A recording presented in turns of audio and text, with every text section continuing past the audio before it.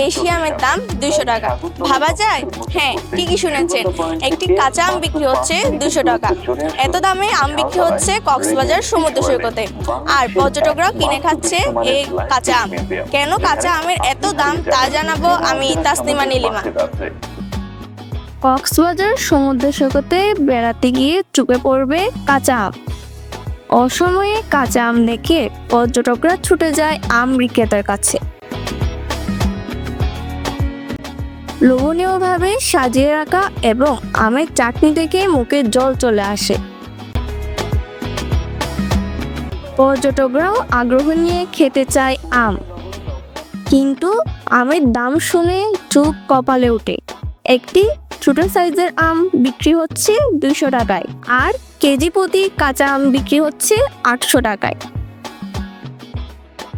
তারপরেও অনেক পর্যটক অসময়ে পাওয়া এসব আম দাম দিয়ে হলেও খাচ্ছে। আমরা যারা বাংলাদেশের বিভিন্ন জায়গা থেকে আসি, আমরা মনে করি এখানে যদি এভাবে জিনিসের দাম বেশি হয় তাহলে নেক্সট টাইম আমাদের আসলে তো এভাবে আসা হবে না নিয়মিত। এখন আমরা এই যে একটা আম 180 টাকা, সিজনও তো এটা সর্বোচ্চ 10 টাকা হওয়ার কথা। তো এখন তো মোটামুটি সিজন আসতেছে, দেখি দাম একটু বেশি। এই টাইমে আম পাচ্ছে কোথায়? না, এখন নিলে 50 টাকা বলতে একটু বেশি হচ্ছে ওইটা আর কি।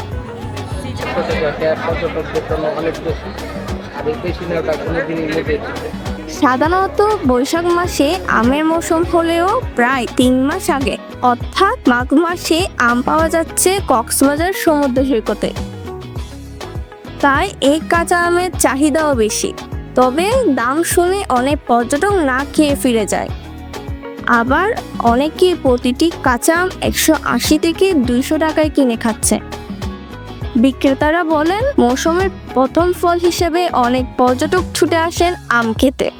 ব্যবসায়ীরা বলেন, আমের দাম তাদের মধ্যে ঠিক হয়ে আছে, না হলে তারা লাভবান হবেন না। এক পিস 150 টাকা বিক্রি করি, বড় থাকলে 200, 1 কেজি মাছ যেটা দুইটা আছে এটা দিলে 250, কেজি 500। এটা করবে 80 টাকা কেজি 700 টাকা, আর একটা 180 টাকা এরকম করে। বেচা কিনা তো হম, পর্যটক নাই, বেচা কিনা হম অল্প, সারাদিনে 2-3 হাজার টাকা। একটার দাম মানে ধরেন ছোটোটা 50 টাকা, মাদারিটা 100 টাকা, বড়টা 150 টাকা, ওই সব বেশি। চাটনি সর্বনিম্ন 50, মশলা দিয়ে মাখায়া। দাম বেশি হলেও লোভনীয় হওয়ার কারণে এই কাঁচা আম দাম দিয়ে মজা করে খায় পর্যটকরা। তাসনিমা নীলিমা, CCN।